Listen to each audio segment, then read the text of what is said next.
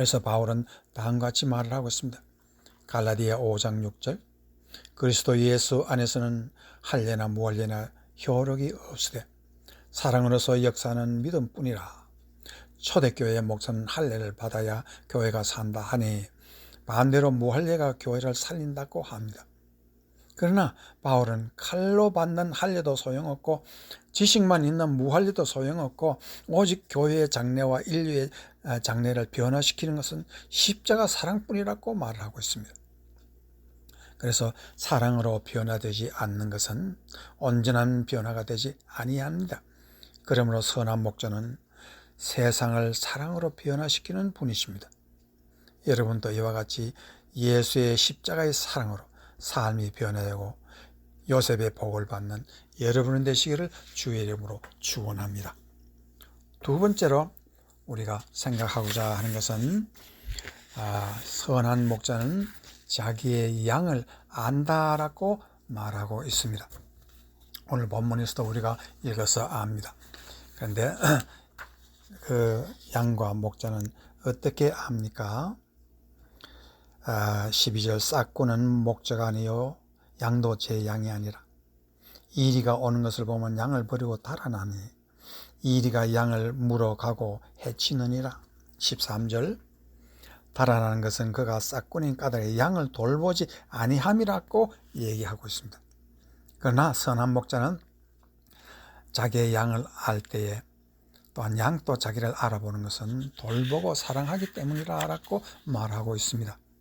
여기에서 우리가 한 가지 알아야 되는 것이 있습니다. 서로 안다는 것을 말하는데 그 안다는 말은 그리스 말로 기노스코라고 말을 하고 있습니다. 그리스 말로는 안다는 단어가 여러 가지 있습니다. 그러나 기노스코라는 말은 몸소 체험한 후에 깨달음이 오는 것을 안다라고 말을 하고 있습니다. 양들도 예수님을 알 때, 선한 목자를 알 때 선한 목자의 그 채취와 그 사랑과 그 은혜와 그 말소리 속에서 사랑을 깊이 몸소 체험했기 때문에 안다는 그런 뜻이 되는 것입니다.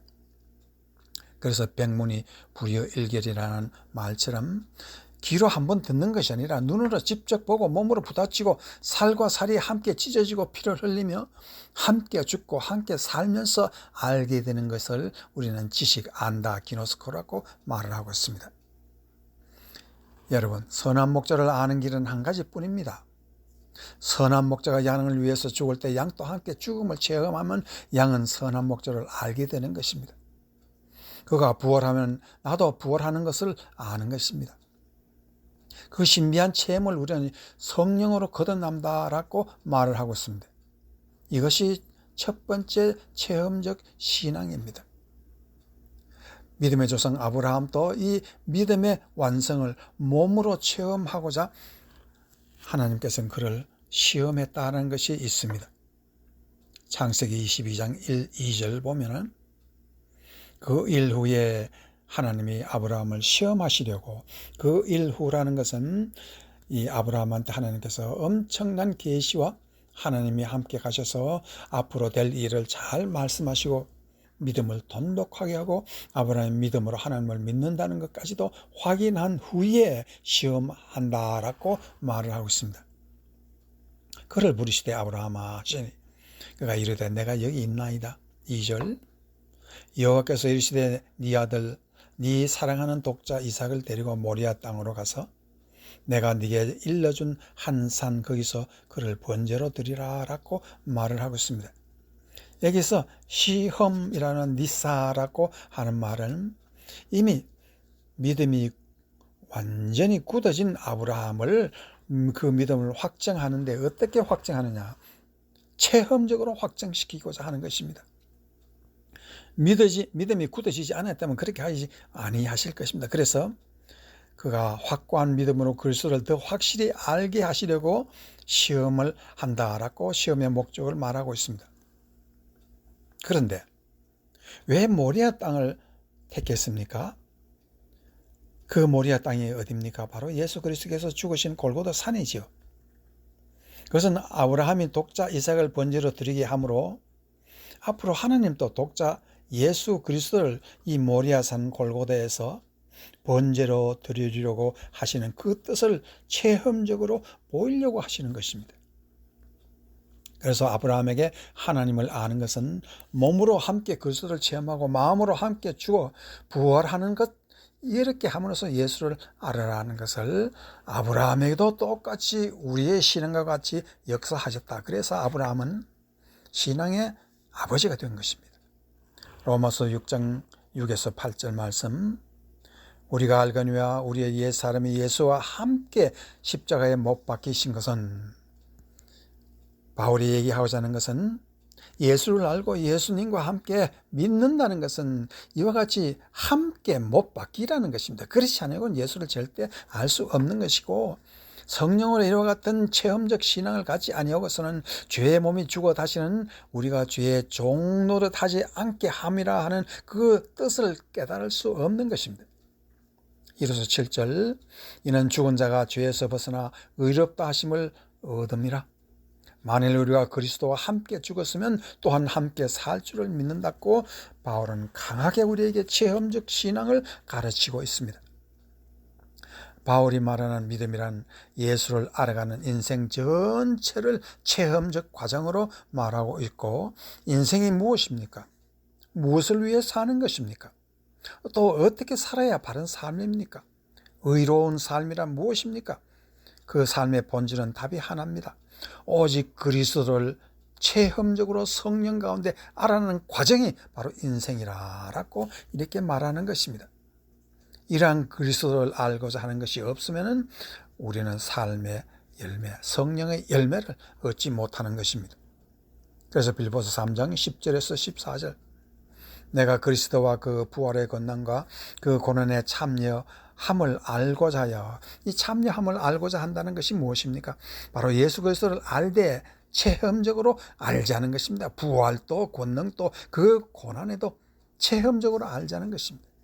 그의 죽으심을 본받아 어떻게 해서든지 죽은 자 가운데서 부활에 이르려 하노니, 12절, 내가 이미 얻었다 함도 아니요 온전히 이루었다 함도 아니라 오직 내가 그리스도 예수께 잡힌 바 된 그것을 잡으려고 달려가노라.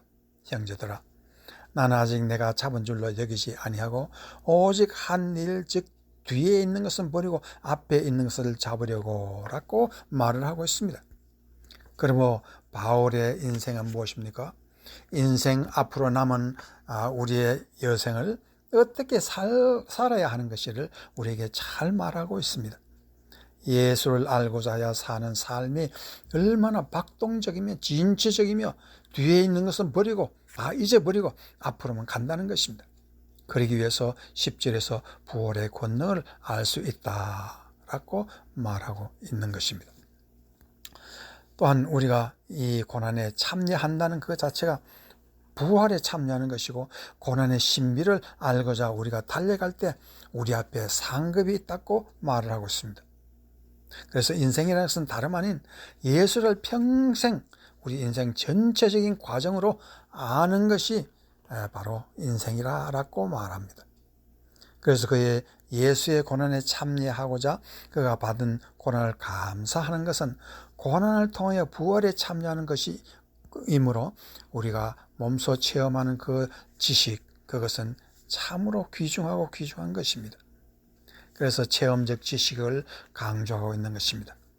즉 우리가 아는 그리스도의 지식은 모든 것이 몸소 체험하는 것입니다. 그리스도와 함께 연합하여 천국의 보좌에 함께 앉는 그날까지 우리가 이렇게 알고 배우는 것입니다. 그래서 빌립보서 3장 8절, 또한 모든 것을 해로 여김은 내 주 그리스도 예수를 아는 지식이 가장 고상하기 때문이라. 예수님을 아는 지식이 왜 그렇게 고상합니까? 바로 우리의 몸으로 체험하는 지식이기 때문에 고상합니다. 그를 위하여 모든 것을 잃어버리고 배설물로 여김은 그리스도를 얻고자 하는 것이라 말하고 있습니다.